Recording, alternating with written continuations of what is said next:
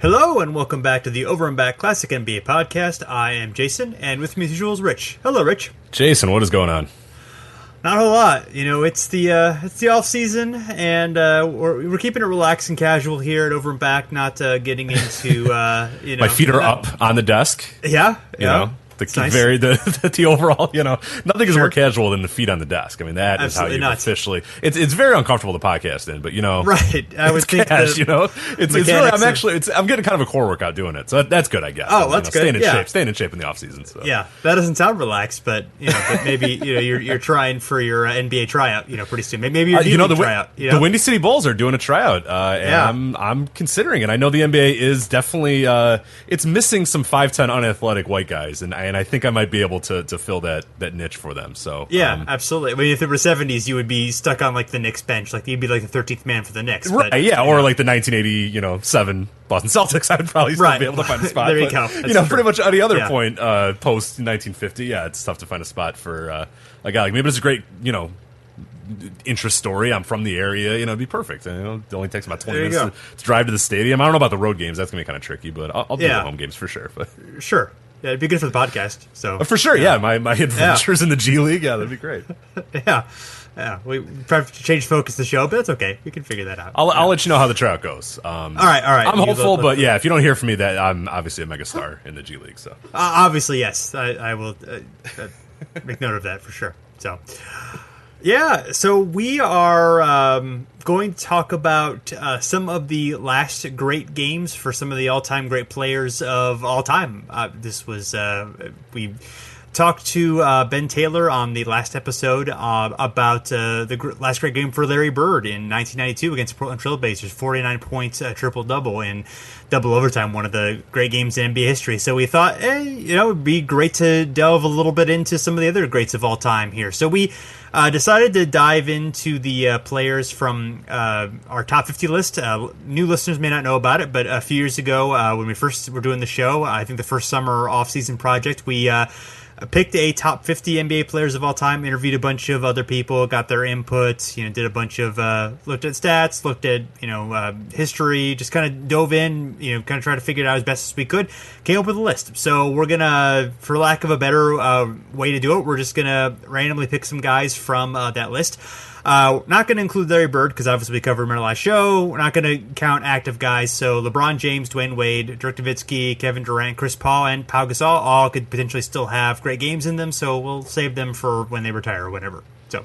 Yeah, no, it was. It's a really great project. I know it was one of the things that really put us on the map. I would say in general, is because there's a lot of people that still bring that up all the time, and I always wonder when I look back at that. That was a lot of work. Like, I don't know how we did that. Scheduling with all these different people. Like, it's hard enough for you and I to find an hour a week to do this, and we were scheduling people left and right, doing 4 shows a night. Like, we were really working our ass off in that top 50. But that was really good. I really do enjoy that series, and I think that is an incredible thing. If you have never listened to that, us doing our top 50, whether you agree or disagree with our new top 50 or whatever, it is unequivocally the undisputed top 50. So that is the one you must now always follow. Absolutely, yeah. Because we are nothing if not the arbiters of truth here. But it's a pretty fun project. And as far as the Larry Bird, the last episode with Ben Taylor was awesome. If you guys have not listened to that, if you kind of I'm not really too interested, I think that's one of I absolutely love that episode. Obviously I wasn't on it, but so it made it a little bit more fun to listen because I didn't know what was being said or whatnot. But no, it was a really good episode. I thought Ben was a great guest, and I can't wait to have him on again. And that game too. If you've never watched that game, I think most of it's on YouTube, right? All of it, or I think all of it is on YouTube. Is that correct? Yeah, I think all of it's on YouTube. Yeah. Okay. Yeah. You have to watch that game. I don't know. I know I've seen highlights in that game, but I don't know if I ever watched the entire game. It ebbs and it's almost one of those ones that you're better off watching the entire game because it really makes what happens in the overtimes that much more important because there is just back and forth, left, right, left punch, right punch, awesome stuff like that. That's just incredible, just this back and forth. And the intro video too. I know you talked about it a little bit with Ben as well. I mean, they just add so much weight to this. The Portland Trailblazers are chokers, and Larry Bird's toast, and the Celtics are old, and it's oh my god, and this is just a game, just but the stakes that are put on the line in that opening video are this is life or death. You would think that this is Game 7 of the NBA Finals, the way that everyone's sort of selling it, and it's really awesome how that all comes together. So you got to watch the intro and the entire game, and it's just an awesome collection of talent, of teams, and all that stuff. It's a really, really great game and a great episode as well. Yeah, and if you really can't watch the whole game, start like late in the third quarter when Cliff Robinson gets thrown out and go from there. And that's that's a good. Our good friend Cliff Robinson. So, our very good friend. Absolutely. Our best friend, perhaps. Best friend of the show. So, yes. So we're gonna just go through about 10 guys. Here we're going to, I think, intermittently do this over the next few months, knock them all out, but probably not all in a row because I think that get a little repetitive. So we're just going to turn to this when we don't have any other ideas to do, I guess, for lack of a better way to describe it. So first we'll delve into Kareem Abdul-Jabbar. And I should say, going ahead of time, there was not totally hard and fast criteria about like what necessitated a great game versus a very good game, or I tried to pick something that was fairly close to the end of their career. So some of the games are not necessarily going to be obviously greatest games of their career type level that Larry Bird's was. So I tried. There wasn't like a. It was a little bit challenging because you want to get something that's like not obviously like 5 years before they retired, but you also want to get something that where they were still pretty good or pretty effective. So just to if we get any questions about why'd you pick this game over this game, it's just because we did. So. We did. So deal with it. Yeah. Yeah. No real hard and fast criteria. I mean that's no fun if we had like obvious like it's got to be over 20 game score or whatever. Just a game that we saw towards the end of the career that was pretty good. So that's it. And I filtered. I kind of filtered through game score numbers like around 25 or more and try to get to the end of the career. So there's some of that going on. But for the most part, it's just kind of like something that stood out, something that made sense. Obviously, I think context matters a little bit, and Kareem's are a very good example of that, the ones that we chose. So I actually went with 2 for him. He was the only one where I kind of threw 2 in there. What I would say would be the last good game of his career. And given the context, it's a pretty excellent game. It was Game 3 of the NBA Finals against the Pistons. This was, of course, the very end of his career. The Pistons swept the Lakers and obviously in 4 games. When that happened, this is Game 3, and the Lakers are, they're pretty desperate here because Magic Johnson I think he plays a very small amount of this game, but basically out for the rest of the series. Yeah, he plays 5 minutes. It takes 2 field goills, misses them both, and that's all you get from Magic in this entire game. Byron Scott suffers a knee injury before the series and a really rough Pat Riley practices and is out for the series. So the Lakers are shorthanded, so one last time, they turn to Kareem Abdul-Jabbar, and for the second to last game of his career, he's 42 years, 56 days old, 24 points on 58 true shooting percentage, 13 rebounds, a 19.8 game score, and the Lakers lose, but only lose by 2, 95-93. So he gets them about as close as you could have expected him to take them at that point. So it's obviously not one of the great games of all time in his career, but I think given the context, it was a pretty, it's a pretty impressive performance. Yeah, and absolutely. If you take, Magic off that Lakers team, it's still obviously a very talented team. You still have Kareem, you still have AC Green, you have James Worthy, Michael Cooper, but it just loses a lot without Magic Johnson, you know what I mean? Like, then essentially Tony Campbell and Michael Thompson split the minutes. Orlando Woolridge comes in a little bit and kind of helps out from there, but I mean, like, yeah, that's a huge drop-off from Magic Johnson to Tony Campbell, you know what I mean? Like, a little bit, Magic Johnson and Michael Thompson, like, great, good players, good contributors. They have decent games here, but it's a big drop off. You get 5 minutes of Magic.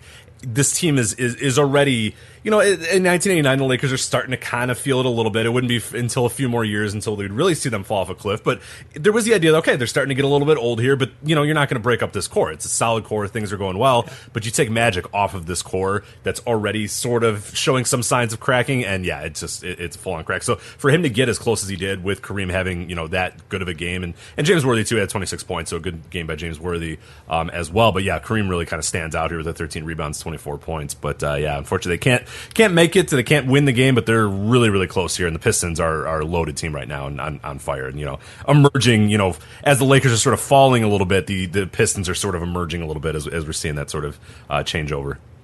Yeah, right. And obviously it was a 7-game series. The Lakers won 88. So this is the rematch from that. The Pistons get their revenge in this series and are able to, win back-to-back championships and, put their mark in NBA history. But it was, it was funny because the Lakers actually were really dominant in those 89 playoffs. And it looked like, maybe they'll, this was not, this looking back on it, obviously if it's a sweep, it's a one-sided series, but going into it, it seemed like it could be very close and very competitive. It was very much like, up in the air who would have won. It was a pretty big surprise at the time that it ended up being as one-sided as it was, and the games were actually fairly close. Most of them were, the Game 2 was a 3-point win by the Pistons. Game 4 was a 4-point win. So, they were both, relatively close. And the other games were fairly close as well. So it wasn't like it was some huge, dominant thing overall. It was obviously, I'm not trying to make excuses for the Lakers here or anything. I don't think they really need me to make excuses for them. They were pretty accomplished. But, yeah. So, and I'm not trying to demean from the bad boys because they were awesome in this series. Joe Dumars was really impressive. Isiah was really impressive. The bigs, not so much in this game. Lambeer only had 10 points, 6 assists, and none of the other bigs really did a lot of scoring. It was pretty much Dumars with 31 points and Isiah with 26 points, kind of leading the way here. Yeah, but it's a fun playoff run, as you mentioned, for the Lakers. When you say dominant, I mean, they didn't lose until they made it to the finals, and then they got swept and they didn't win. So it's really weird to just see them cruise through the Trailblazers, who we know are becoming a super competitive team, the Supersonics, who are slowly kind of building some stuff up there a little bit, and then the Phoenix Suns, who in some ways maybe a little bit of surprise to be in the Western Conference Finals this year, but still sort of a very talented team. But the Lakers just blow through all of those guys without a single loss, and then come here to the finals and then don't win a single game. So it's definitely a weird, unique series in that sense, and I guess similar in a sense to what we saw with the Cavaliers. What was it, 2 years ago, where they swept through the Eastern Conference, and then they won one game in the finals against the Warriors, but didn't quite weren't quite able to dominate all the way. So this leads us to the last great game of Kareem's career. And this is Game 6 of the 1987 NBA Finals against Boston. So almost exactly 2 years before the first game we talked about. So he's 40 years old, obviously.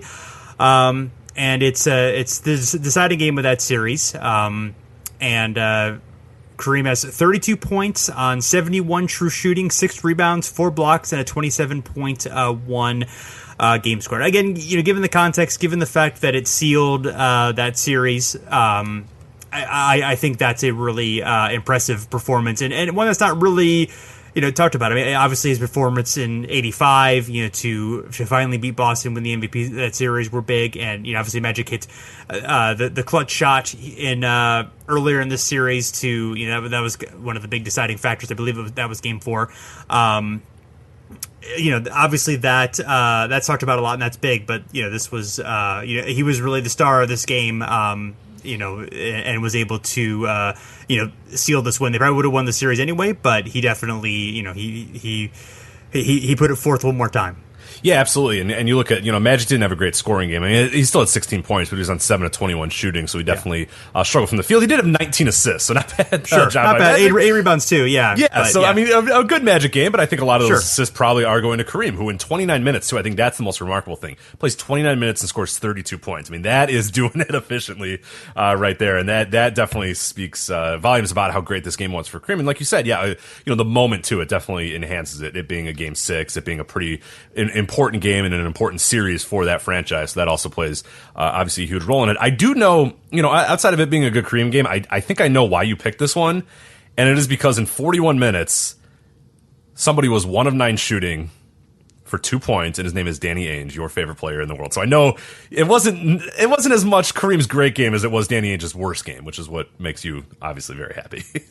I think if I tried really, really hard, and it might be worth the effort to try this because it's that worthwhile. I think maybe that I could find a worse Danny Ainge game, but this is definitely this is him choking in a big moment. It's like a trade deadline. And Danny's prone to choking at trade deadlines. Like this is a pretty good one as well. A lot of those shots, of the 8 shots he missed, a lot of them were about to go in. They just didn't quite go in. Exactly. So they just rolled around the rim and that just fell out. Like stuff happens. You can't control that. You can't control how the ball's going to roll. But so many of them were about to go in and they just didn't. So yeah, so close. Yeah. Also, noteworthy here. Looking at some of the games that he had down the stretch in '86, he had a bunch of really awesome games there, including against Dallas in the playoffs, and a couple in March against Houston, where he had 46 points and 11 rebounds, and 43 points, 7 rebounds, and so it was interesting that, of course, that was just a few weeks before Houston upset the Lakers in the playoffs, and there was a lot of talk about, Hakeem and Samson exposing Kareem as old, but just a few weeks before, he was absolutely dominating them in both those games, and Samson and Hakeem both played in those games, so I thought that was kind of interesting. Yeah, no, definitely some good stuff. Yeah, to have that much domination against two, the dominant big men, and especially Hakeem, who at that time was a great defender as well, definitely speaks volumes. I mean, 46, 43. I mean, he's really just railing off some really good really good scoring totals there. So yeah, Kareem had a few more years in him, and even until the final moments, really, it was like he's a guy that probably could have even went on a few more years after that, but it was probably best that he just went on, so he didn't get like truly put, because I don't think he ever got like horrible. You know what I mean? Like he never got really bad where it was like, oh dear. It was just kind of like, okay, he's definitely not Kareem anymore. It's probably time for him to go. But yeah, it would have been interesting to see if he had like hung on for like 2 more years and just got real bad. But I'm glad he didn't. I'm glad he went out on not a bad note. I mean, it was obvious he was old, but still okay. Like he was still able to kind of deliver in some spots.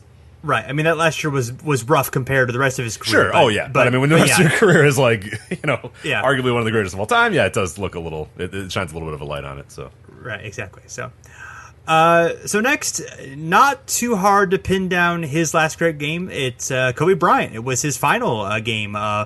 April 13th, 2016. He was 37 years, 234 days old, and he had 60 points on 54 true shooting, 22 out of 50 from the field, 6 out of 21 from 3, 4 rebounds, 4 assists, only 2 turnovers, and a 36.3 game score. This is only one of 17 games in Basketball Reference's database with 50-plus field goal attempts. I believe the last one was sometime in the mid-'60s. I believe it was Rick Barry, actually. It was a remarkable performance. So the funny thing about this is that this occurred right around the time each of us were getting married, not to each other, but to other people. But we both happened to get married around the same time. I got married on the 4th. I know you got married, I believe, the weekend afterward, correct? Right. I got married on the 16th, and that's where this game. I remember it exactly because we had rented a beach house for our wedding. We got married on a beach. It was just kind of a small thing with my friends and my really, really close family. And I remember watching this game so vividly because we had rented out this giant beach house. It was basically like a real world house. It was just huge. It had like 9 rooms and giant TVs and fireplaces everywhere and stuff. And what was the best is that day that this game was on was when all of my friends came into town. We were in Charleston, South Carolina or whatever, and it was awesome to just sit on this giant couch in front of this giant TV and this fireplace in this mansion and watch this, and we were going nuts, and it was awesome to flip back and forth, and we had one TV showing the Kobe game and then the one switching to the Warriors game, and it was just incredible to see the different stuff going on. But yeah, it was like one of those weird moments where you're watching both of these things and all this is sort of happening as I'm 2 days away from getting married or whatever, 3 days away from getting married, and then all my friends kind of there. So I always remember this game and just the thing that I loved most about this game, and it's like it was exactly how I wanted Kobe Bryant to go. Like I'm not the world's biggest Kobe Bryant fan, but like this was the greatest way for Kobe Bryant to go, just an unabashed chuck fest that like didn't make any sense because it was like I felt like Krusty the Clown,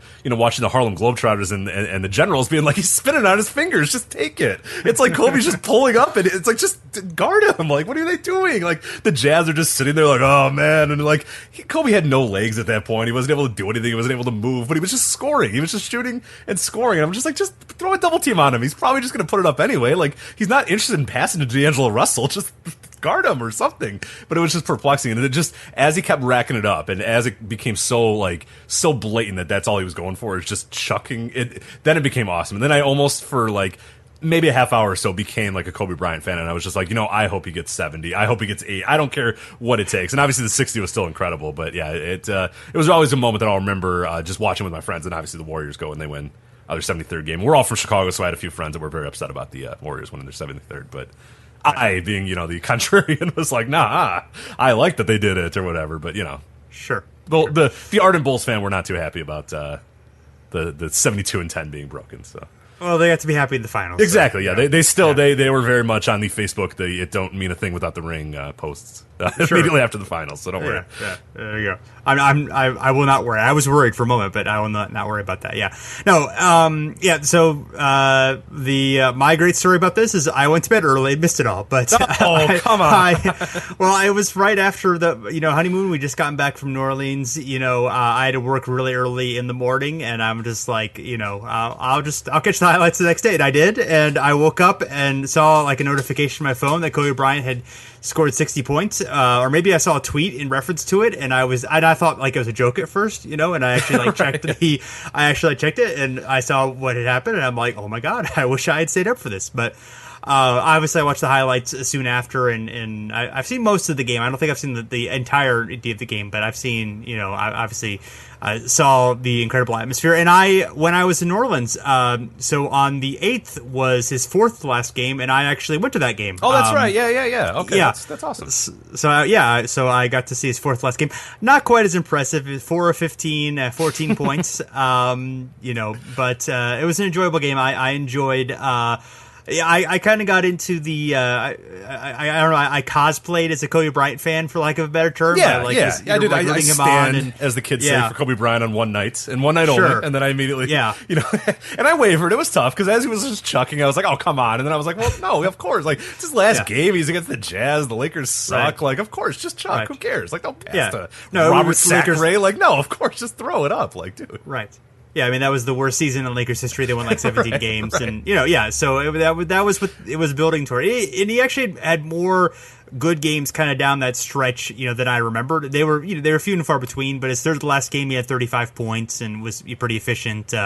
He had a couple other 30-plus point games, going on there. So he really started off like horribly early on in that season, but kind of, through...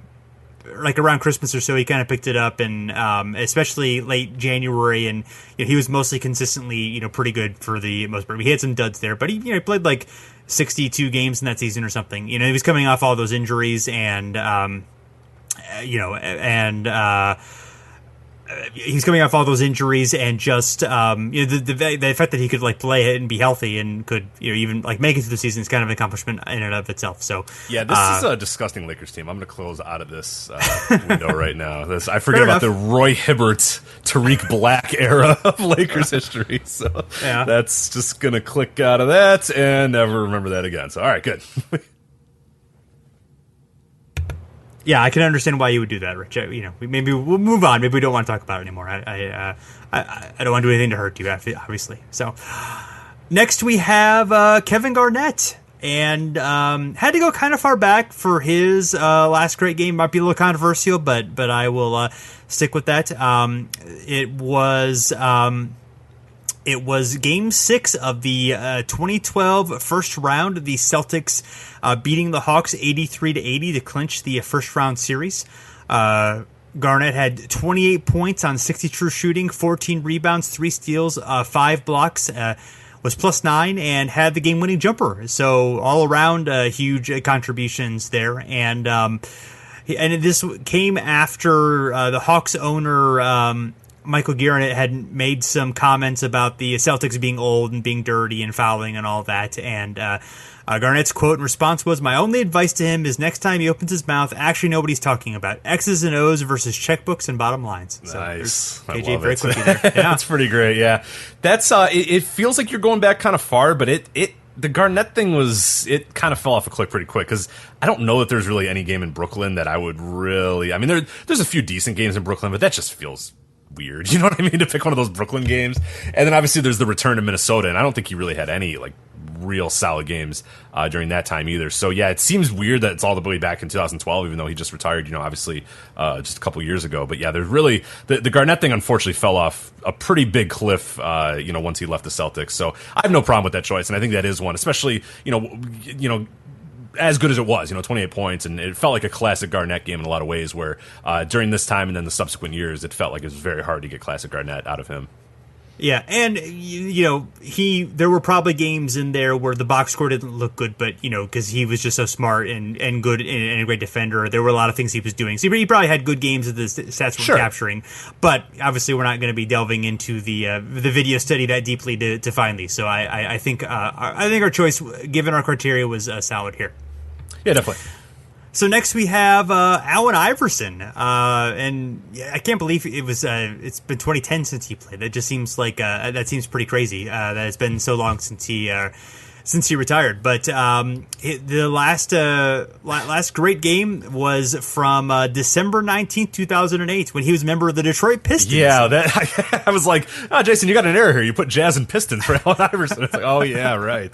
The Pistons era Allen Iverson. Not quite as good as Grizzlies era Allen Iverson, but pretty close. Pretty close. Yeah, there you go. So hey, he lived in the playoffs, so so we'll give him that.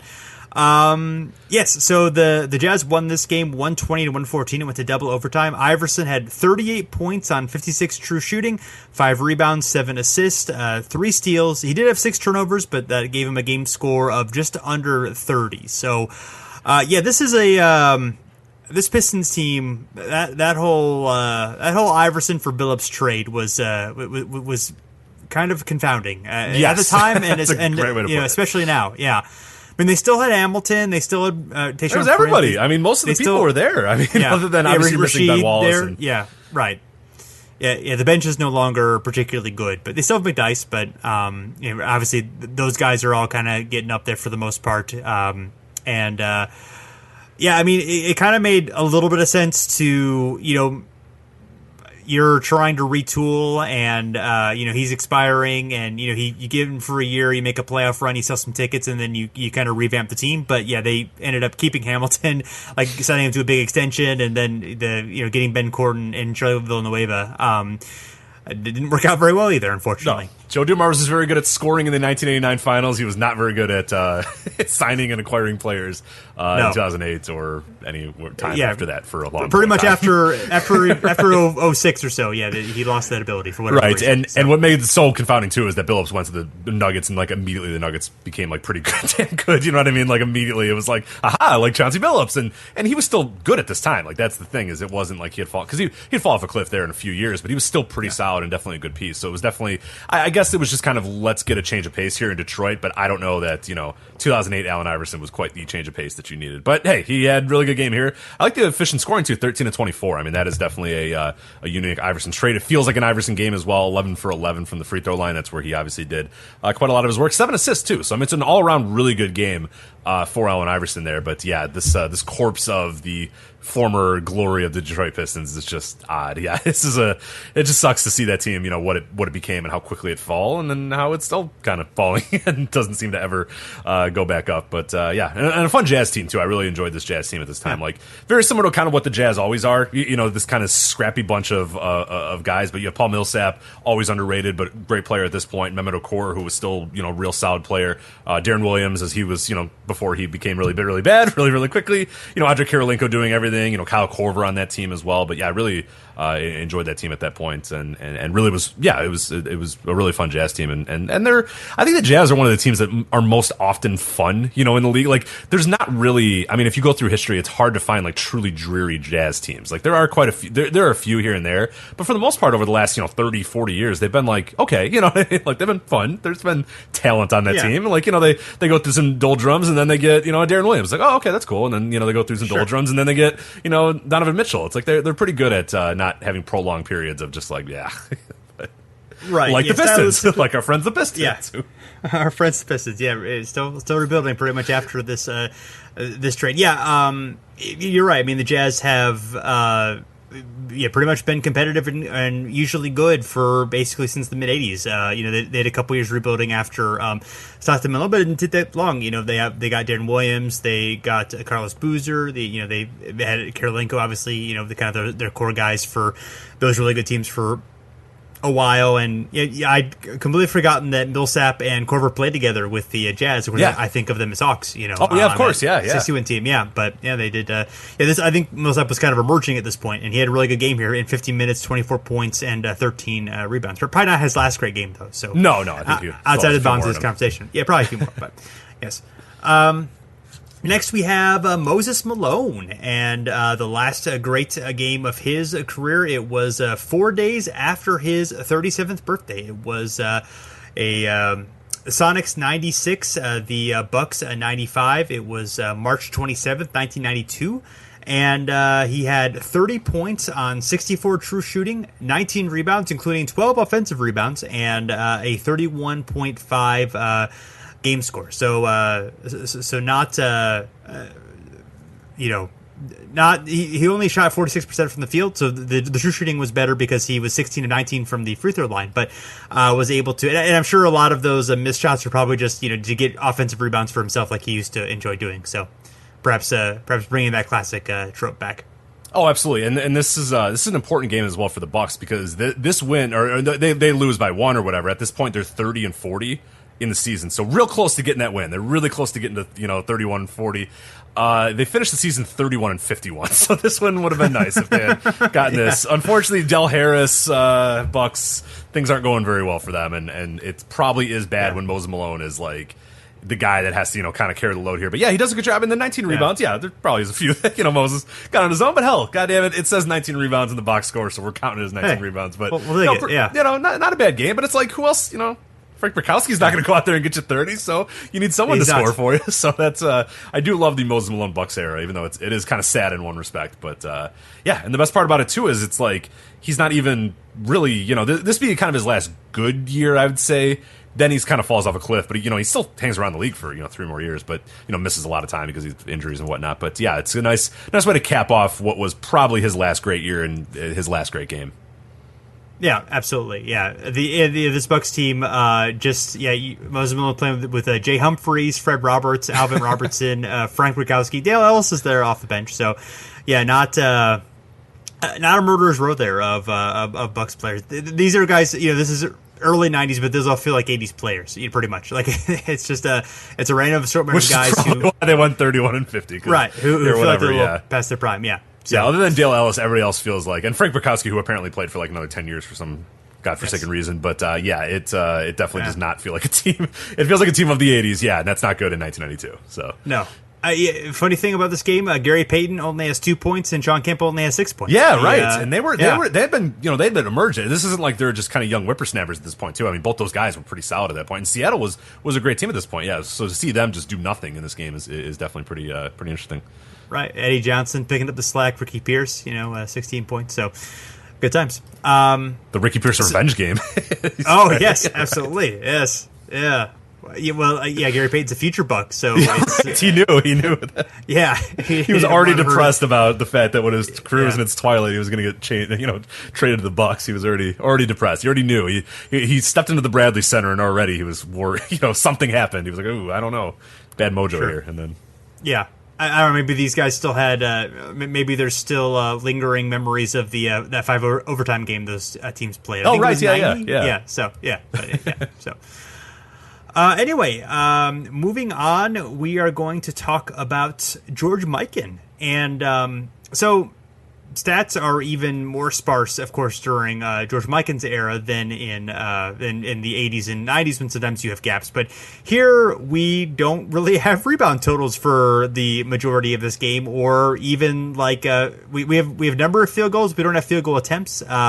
So we don't know what percentage these guys shot in these games. At least Basketball Reference doesn't. There are some other sources that you can occasionally get them from, even though Basketball Reference does its best to be comprehensive, and obviously it's awesome. So that obviously makes it a little difficult to research here. But we kind of delved back and found, I think, what is a fairly good option, and it was 2 back-to-back games that he had in 1953. So this would have been, this was January 14th of 53, January 17th of 53. So this is toward the end of 53 season, and then he retires at the end of the 54 season, and then he actually comes back in a year and a half later and plays about a half a season there. But basically a year and a half before he retired for the first time. And he had back-to-back 40-point games. He had 46 points in a 2-overtime Lakers win over the Bullets on the 14th of 53. He was 14 of 15 from the free throw line in that game.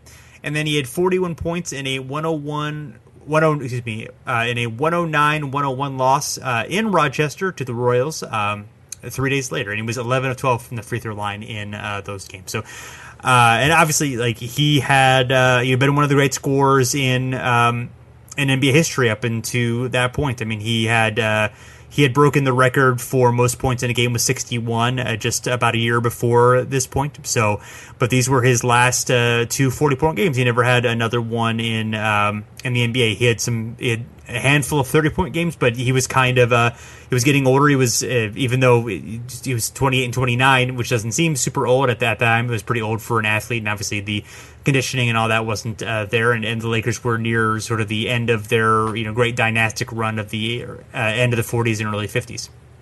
Yeah, and this is, there are a bunch of other games in Mikan's, next few years, and obviously he only plays until, 1956, which, like as you said, for a multitude of reasons. And there are other games where, he's still pretty consistently good through most of 54 and 56. He has some decent years as well, or decent games, I should say, here and there. But yeah, it's hard to find games like this, like truly dominant Mikan later in his career. So I think these two definitely work, and I think they work in conjunction, too, because they show just how he was able to just dominate the game at this point and put together back-to-back 40 points. So yeah, I think those are both big, good picks for the last great games or whatever for George Mikan. So I think I do like those a lot, even though there maybe are some games where he's still solid but not as dominant as we saw for George Mikan in his early years. Whereas these really feel like classic Mikan stat lines. Yeah. Yeah, and he had a couple of 30-point games in the 54 finals. Helped lead them. So yeah, there are other good performances going on there, but these obviously stood out as you're looking. Given the information that we have, those kind of stood out as as big games at that point of his career. So, next we have Hakeem Olajuwon, and his last career game was actually his final game as a Rocket. Oh, thank God. I was hoping we were going to have Toronto Raptors, Hakeem Olajuwon. Thank God. Oh, boy. All right, good.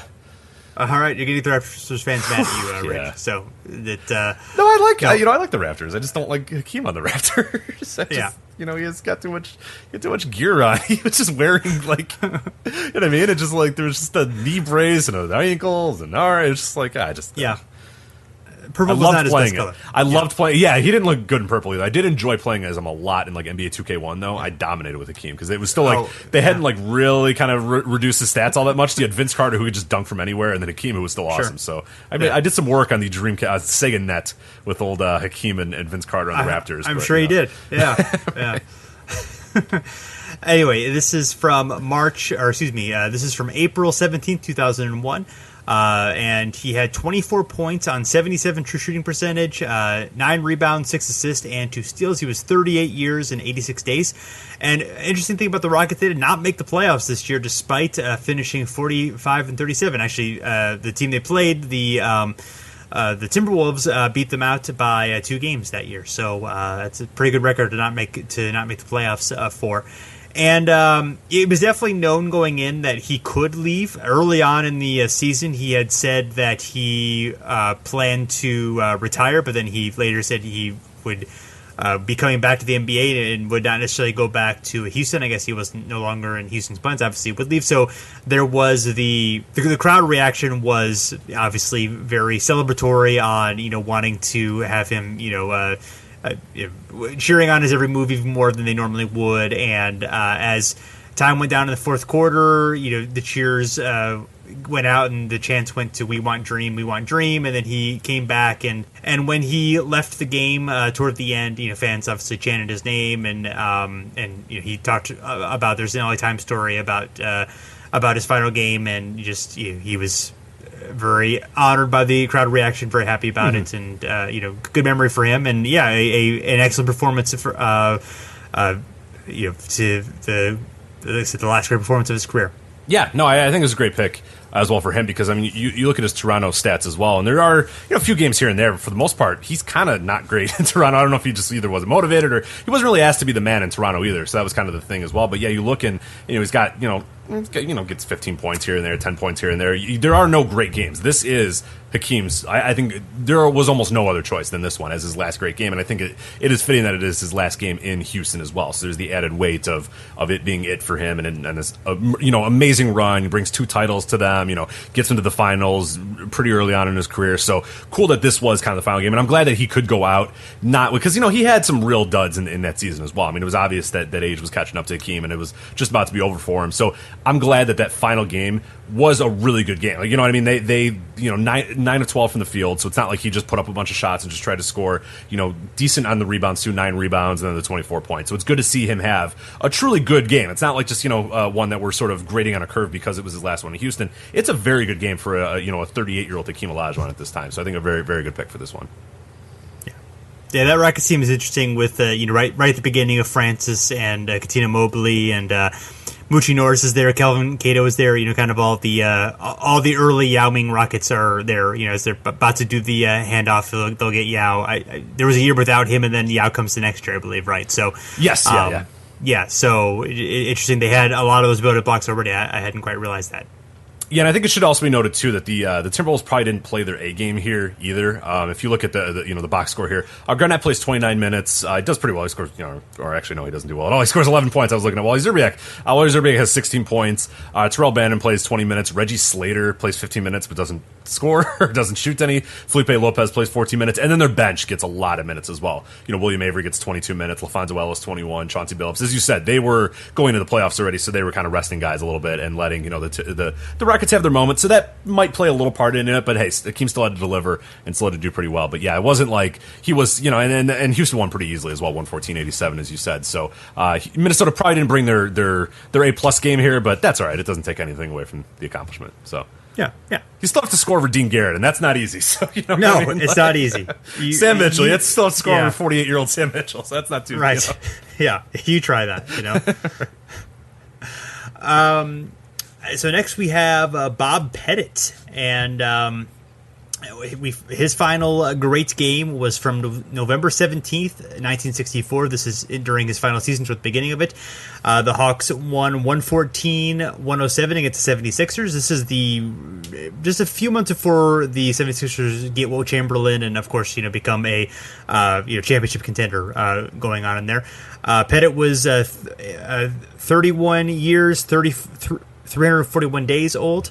And this game, 37 points, 22 rebounds, 13 to 16 from the free throw line, 2 assists. So, I think 37 points, 22 rebounds, even during this era when there were a lot more rebounds, definitely stands out. And, he had a handful of, 15 games after this point. I mean, he has I think 9 or 10 of them after this point. So he's still... he was really good for most of his final season. He kind of broke down a little bit in the playoffs in an upset loss to the Bullets, but yeah, I mean he was still an excellent player up until this point, and had a lot of productive games. Right, yeah, that's kind of been a running theme on this show is kind of the appreciate Bob Pettit a little bit more. But yeah, I mean, this is still, his final season, 32 years. I mean, he made the All-Star game every single year of his entire career. Yeah, his final season, 1965, the one we're talking about here, still averages 22.5 points per game, 12.4 rebounds per game. Still a productive player. Obviously, there were issues and the injuries were starting to build up a little bit and whatnot. But yeah, just kind of remarkable how he was still so solid even through those final years, and even in this final season, it's hard to pick just one great game for him because it was like his last great games. You can go pretty far into his career and find him, but I think this is a great one as well, just because it feels very much Pettit, 37 points, 22 rebounds, super efficient from the field, good free throw percentages as well. So it definitely pretty good there for Bob Pettit. But as you said, it's remarkable how long he was able to keep up the 2015 games and how he was pretty solid until those final few games, and how you wonder if he had a few more years in him. But I kind of enjoy that he just went out on top. You know what I mean? Like went out with it's like a pretty perfect career. When you look at like a basketball reference page, like it's uniform, it's square because it's like he's got double digits and everything forever, and then he just retires. And it's like I like this one. I bet it's one of my favorite basketball references pages to go to because he's an all-star every single year. It's mostly with St. Louis. There's the one year where he's in Milwaukee, but everything else is just solid. It's just all double digits, it's all 20s, it's all 10s for the rebounds. Just perfect. I love Bob Pettit's basketball reference page. It makes me it's aesthetically pleasing to the eye. So there you go. Yeah, and he actually was All NBA every year. The only year that he was not first team All NBA was the final year. So, and he played 50 games that year. That was the only year that he didn't basically. He played every year. He played almost every game that it was in the. He played. Back when there were 72 games, he played that most years, and when it moved up to closer to 80, he played 78, 79, 80 games. So he was a Iron Man for the most part outside of that last year. Yeah, I bet it rules. We're appreciating it more. Yeah, it was very good. Yes. So next we have Dennis Rodman, and another guy who's a little bit tough to pick here because, I think for more than just about anybody that we're going to talk about here, the box score doesn't really fully measure his impact. I mean, No. it doesn't really fully measure anyone's, but particularly somebody like Rodman, who's there for his defense, and obviously he got a lot of rebounds. He kind of grew obsessed with that later on in his career, so that's always going to be there. But anyway, so the game that we did pick was from January 10th, 1997. It's a 116-101 Bulls win over the Bucks. He had 16 points on 73 true shooting, 26 rebounds, 2 steals, a 23.8 game score. So yeah, I mean, and again, he had a lot of big rebounding games, even in '98 when he was starting to kind of struggle a lot. But this one at least also had a bit of efficient scoring, and that was kind of the thing that sort of slid for him as he in that last year when he would barely take shots, or he would he would miss the ones that he would take. So yeah, this one go ahead. I'm sorry. Yeah, no. I was gonna say it's hard to find Rodman games where he has that scoring, because I think people forget too that when Rodman was with the Pistons and a little bit even with the Spurs, he was an okay scorer. He was never a great scorer, but there were times where he was a solid scorer, and then it became. And I get it when you're with Michael Jordan, Scottie Pippen, and Ron Harper and those sort of guys. Probably not a good idea for Dennis Rodman to take a bunch of shots, but it becomes rare to see him even score 10 points. Like you wonder, okay, what the hell happened? How did this even occur? So to have him score 16 and do it on pretty efficiently while also doing 26 rebounds. I mean, this definitely stands out. And you look at those final few years that he had with Chicago, and then, of course, unfortunately, you also probably should look at the Lakers and the Dallas Mavericks years, but actually you shouldn't do that. Don't do that. That's not recommended. No. Don't do that. Just look at the Bulls years. You'll see that, the scoring falls off a cliff. I mean, you are lucky to get double digits. You are lucky to get him with even 2 points, 3 points, 4. I mean, it just does not happen anymore because he's just getting rebounds. He's just kind of staying out of the way. So to have him get 16 and also get the rebounds as well. So it's not like it was a game where he was just going out of his way to make sure he scored and didn't get the rebounds. And we know his motivations at the time were really the rebounds and stuff. But yeah, Rodman is a tough guy. There probably is a game where Rodman was awesome on defense and completely controlled the defense and completely controlled the game and shut someone down. But it's hard to find in just normal box scores. So we're doing this. So there probably is another game that Rodman was in that was greater. But this one I think definitely stands out in terms of the box score stats because you have those points combined with the rebounds, combined with the game score. So I really do think this is a good pick. As well, and yeah, the Bulls are obviously a very fun team at this time. They're 30-7 or 30-4, I should say, and the Bucks are 17-17. So yeah, it's just Bulls just cruising, of course, as they would do through most of those years. So that's right. Yeah, but even without my favorite thing about those Bulls teams, and I don't have to tell you, it's not breaking news here, but it's just amazing how. I don't know that the talent was really, and that's obvious that, Michael Jordan, who obviously it helps to have Michael Jordan, it helps to have Scottie Pippen, Ron Harper, a solid piece, Dennis Rodman, a solid piece, Tony Kukoc still pretty good, but then the rest of the guys are pretty crappy. Jason Caffey with 12 points of his own and whatnot, and Judd Bushler's and Randy Brown's, and Bill Weddington is starting but doesn't ever touch the ball and stuff, but it's just remarkable how dominant that team was, despite, really having not much depth, but I guess when you have Michael Jordan, Scottie Pippen, and Dennis Rodman, you don't really need much. Yeah, and the guys who were not as good, they were guys who didn't mess up a lot. Right, they were Steve guys Kerr who did exact thing that you needed Steve Kerr to do every single time. He was right. Even Judd Bushler did made the right play most of the time. He wasn't a particularly an effective player, but at least he wouldn't screw up. Right. And there's something to kind of be said for that. Which I think was helpful in their success. Right, and everybody knew kind of their role and didn't care that was the role because they were just riding the gravy train. So they're like, dude, I'll come in for 3 minutes and do whatever you need. Like a Judd Bushler, who's like, I'm not going to upset the apple cart, or even a Ron Harper type, who we've talked about Ron Harper on this show before. I mean, this is a guy who was a real good scorer, the number one option on a bad Clippers team, but a scorer that could do it, really do it all and still have some solid stuff. And obviously had some injuries and whatnot. But at this point, he's totally fine just being a guy who gets a few shots a game and just being out there for defense and kind of being a veteran, presence or whatnot. But yeah, it's like a lot of guys just swallowed their pride and said, hey, look, I'm not going to upset this. I want the rings and I want this whole ride or whatever. So it's definitely remarkable too, and it's a credit to Phil Jackson and everybody there too to have all these guys who, in some of these cases, even a Bill Weddington type before he came to the Bulls was a pretty solid player overall. But everybody just kind of accepted the roles to an exact measure, as you said. So it definitely is worth noting. Yeah. So next we have Isiah Thomas, and his last great game was from April 9th, 1993. The Pistons beating the Celtics 105-90. Isiah Thomas had 43 points on 55 true shooting, 8 rebounds, 10 assists, 5 steals, also 5 turnovers, but given everything else, that's not so bad.